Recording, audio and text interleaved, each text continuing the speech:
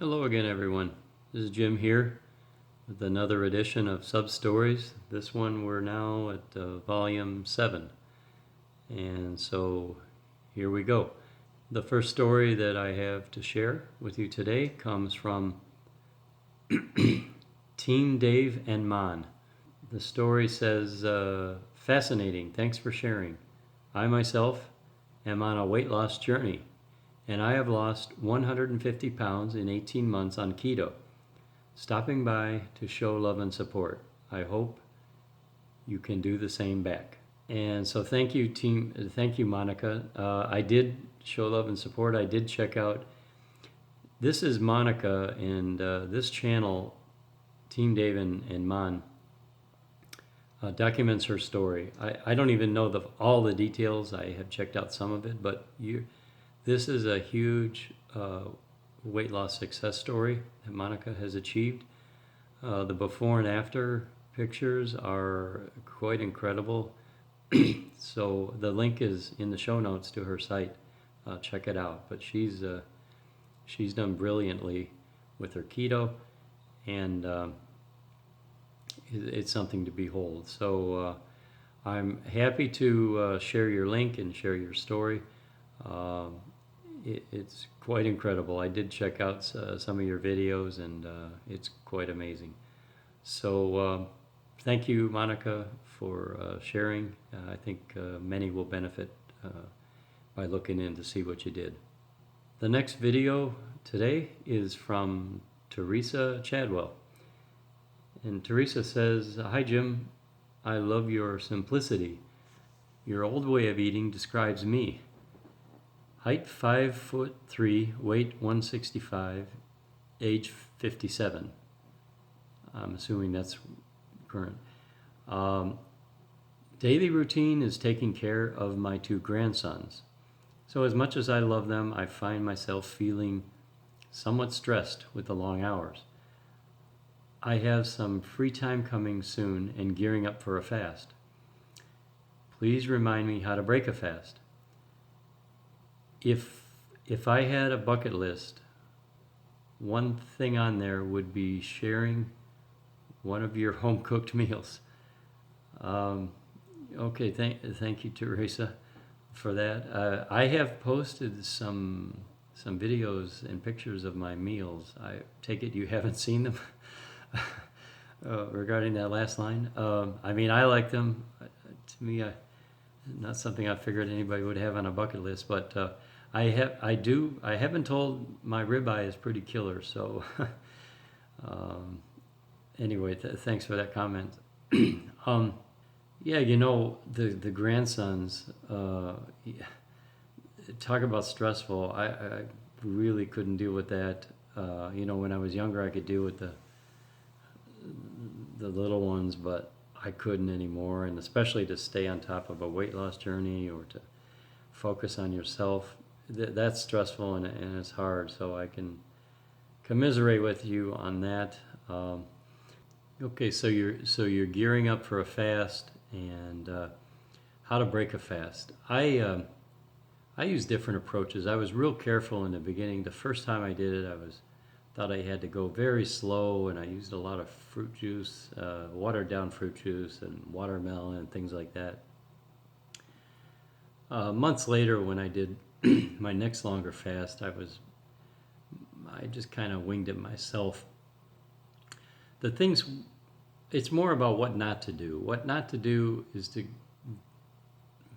and this may seem obvious, but don't use breaking your fast as an excuse to go on a binge or to have some, you know, a party or some junk food, you know, some Doritos and ice cream. I mean, obviously you probably know not to do that, but many people don't. Many people think, hey, they're going to reward themselves. The fast is over. Hey, let's go. But this is a huge mistake. I think my last fast, what I did, I used bone broth, some lighter things like tuna fish, hard-boiled eggs, cottage cheese, and some easy to digest protein,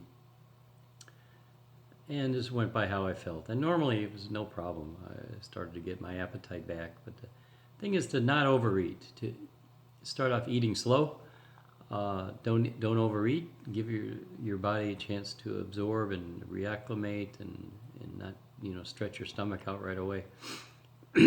And gentle foods, whatever's in your diet that doesn't give you any problems, go with that. I'd say maybe avoid anything like fatty, real highly fatty foods. It just makes sense to me. But that's my recommendation, and I hope it goes well for you. Anyway, Teresa, thank you for weighing in with your story, and best of luck to you. The next story, sub-story, comes from Tracy Abbott. And Tracy says, "Wow, Jim, thank you for that Neil Diamond song. Never heard that one. It's beautiful. Glad you're feeling better. I know how much you love to run. I'm still on my weight loss journey. 18 months ago started keto, but didn't get real serious until 9 months ago. Then full keto and down 51 pounds. Still lots to go. I had cut the carbs down to just a small salad like Sarah, Pearls of Wisdom, and food. But the last 2 weeks I've dropped that, and I'm now full carnivore. Loving it. The weight is coming off slow, but that's okay. As long as the scale is going down and not up, I feel great. Lots of non-scale victories. I've had to look at food as nutrition. If the item is not nutritious, then it's not food.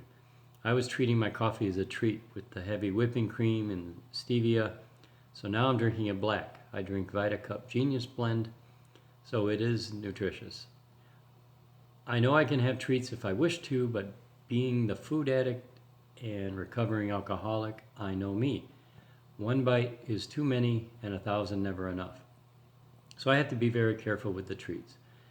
I am so envious of you and your chocolate and of Sarah and her pizza. I just cannot do those things, at least not now. They would trigger me to go for more. You inspire me to have more than one type of meat in my meals. Example, today I'm having a fried, no breading chicken thigh, a mild Italian sausage, and a small ribeye steak. Nothing boring about that. Yes, it's fuel, but it's wonderful, and I do look forward to it. It has that wow factor to me." Hey, so Tracy, thank you for that that story of your journey. I believe, I'm pretty positive on this, that you were actually interviewed on Sarah's channel.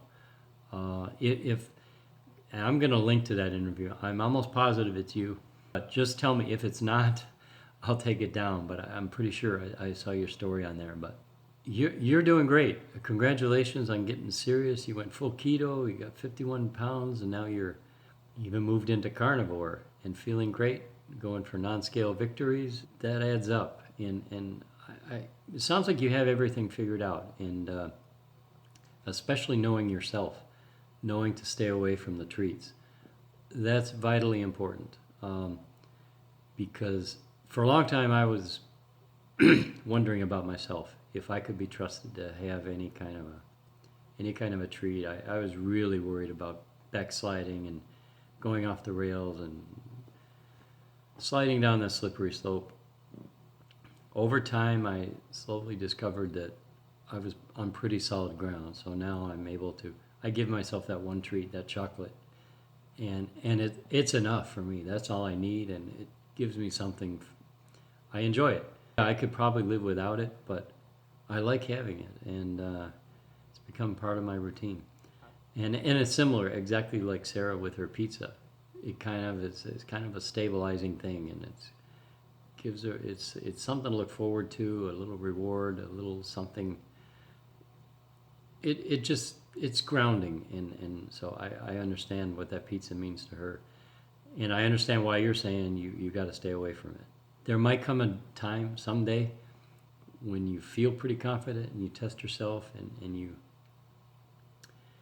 go back into that kind of stuff, but until you're there, don't even fool with it. You've got the right attitude. Hey, and I'm glad I inspired you to try more meats. That's my thing. I like the variety. It's not like I just sit down with 3 of a certain kind of steak or a 3-pound pot roast or whatever. I don't like just to be eating all the same thing. I like to mix it up. I always have minimum 2, sometimes 3 different things I'm eating for a meal. different. I'll have usually some beef and pork or beef and lamb or 2 different cuts of beef. But in any case, I like mixing it up, and I think it makes it interesting and fun. And yes, there's nothing boring about it. It's great every single time. And I do look forward to it like you do. It has a wow factor. So thank you, Tracy, for sharing your most interesting story. And I wish you continued success with it. Take care. The next story today comes from Bobbi King. Bobbi says, I watched your success story on Kayla's channel, 6 Miles to Supper, and you are such an inspiration. I recently started OMAD, and I'm taking a similar approach with the low-carb whole foods. I'm down 14 pounds so far. Still have a lot to lose, but I'm proud. Thank you for sharing your story and methodology.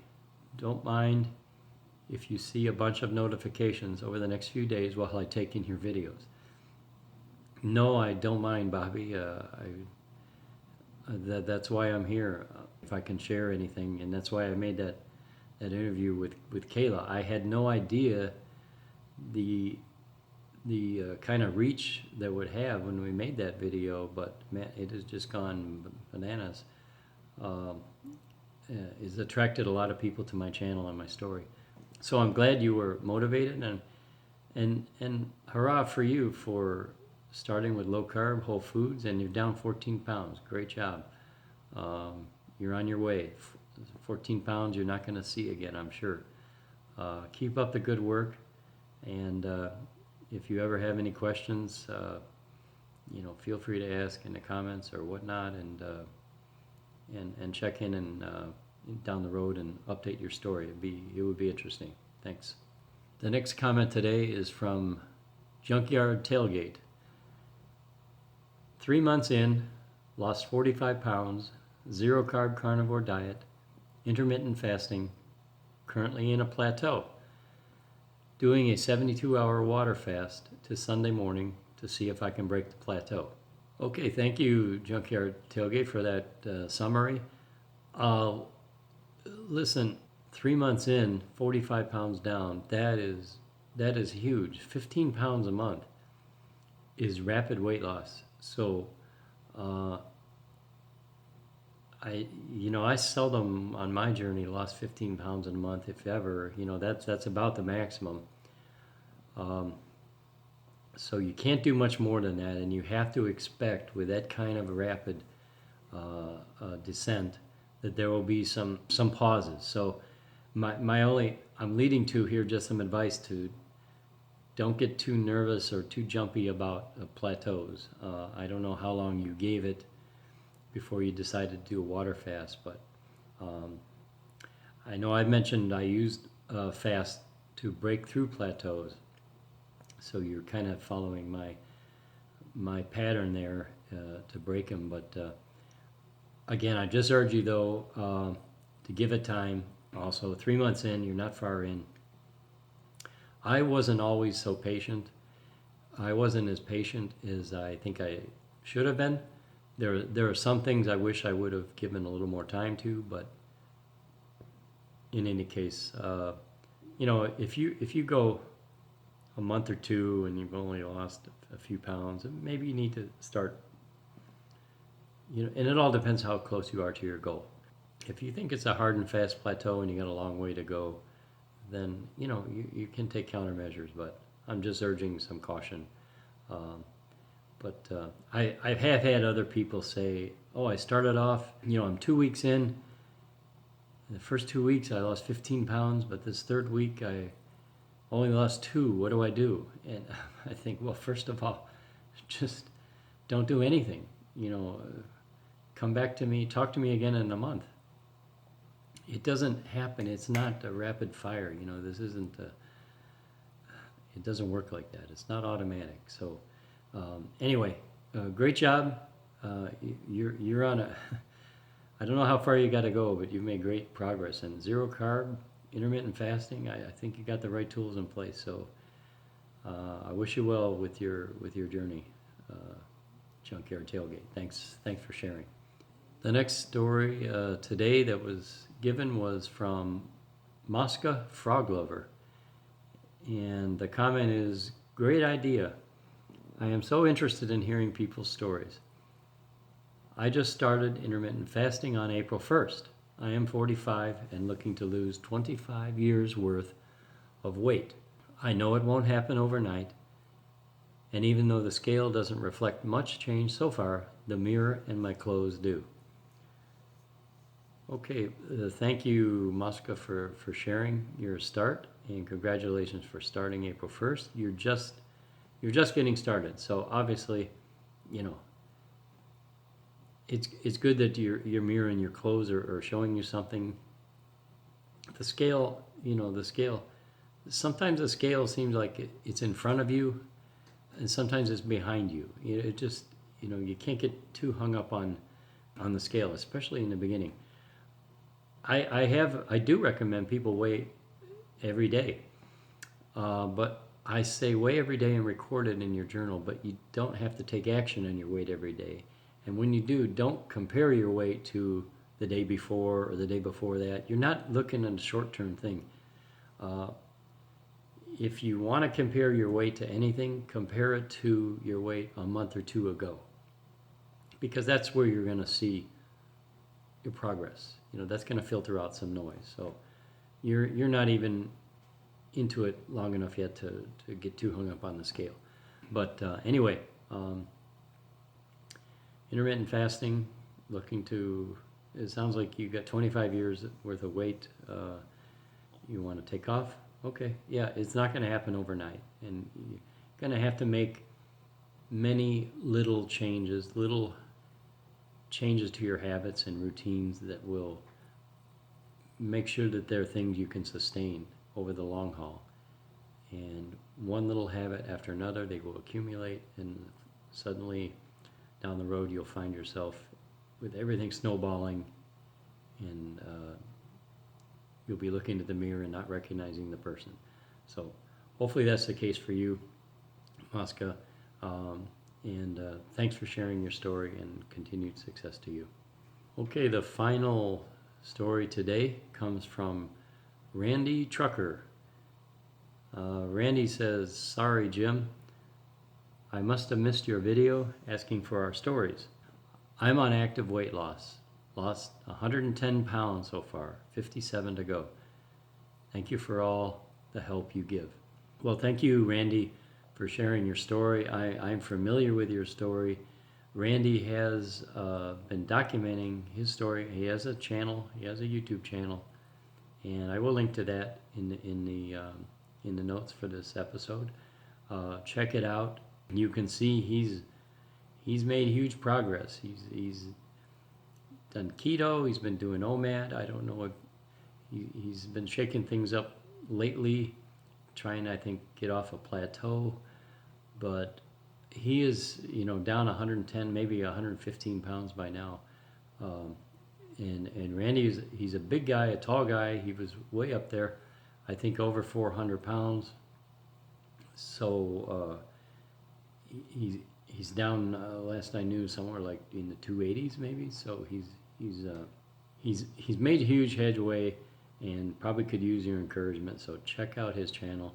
Randy, you're doing a good job, and I'm following your story, and I know it's not easy for a trucker. I have sympathy for the truckers. I mean, it's a hard lifestyle to stay fit and trim. It's not a good environment around a food environment, and you're cooped up in the truck, and I just think it'd be hard. I know you do well. You get out, you do your walking, your jumping rope, and do your exercises, and you're doing a great job. So keep at it, my friend, and you'll get there. But thanks for checking in and sharing your story, Randy. And with that, this episode ends, and this will be the end of the first round of sub-stories. I got them all in. I hope I didn't miss anybody. If you did, let me know, and I'll put you down for future sub-story compilations. Right now, I think I'll just go back to collecting stories, and I'll make updates maybe maybe on a monthly basis or whenever there's several of them accumulated. Maybe if individual stories update or new people come in with starting or whatever. Whenever it makes sense to do it, I'll do an update. But I hope everyone enjoyed this. It seems like people got something out of this. I know I did. It was stimulating for me to see people excited. It's especially rewarding to see people that I've motivated by hearing my story. That's especially gratifying. It's enlightening and stimulating to see all the different variety out there, the different adaptations that are going on, and people doing different things and different journeys. As I said in the beginning of this, I know it's not a one-size-fits-all. Not everyone can do Jim's exact method or anybody's method. You know, you have to just take in a lot of different viewpoints and find the one, find the common generic formula is common to a lot of different stories and make it work for you. Make it your own. You can't just look at this as following somebody else's plan. Here it is, do this and you'll have success. You've got to own it. So that's where it takes some work on your part, everyone's part. You've got to live it, and no one can do that for you. So that's my best advice. Try some things out, live it. What works, keep it. And if you're not getting the results you need, maybe just keep looking, keep searching, and keep moving forward. That's my advice, what I always say. Don't look back, don't be discouraged. A few videos back I made the comment that you live in the now, because the now is where you control the future. So it makes no sense to beat yourself up about the past or having a bad day or whatever you did. Even like if it's my case, having decades of foolish eating habits, it makes no sense for me to dwell on that now. I just look to the future, and everyone needs to do that. That's my final summary. I hope you enjoyed it. It's been a lot of fun, and we'll do it again someday. For now, at the end of the first round of sub-stories, this is Jim signing off. We'll talk to you again down the road. Take care.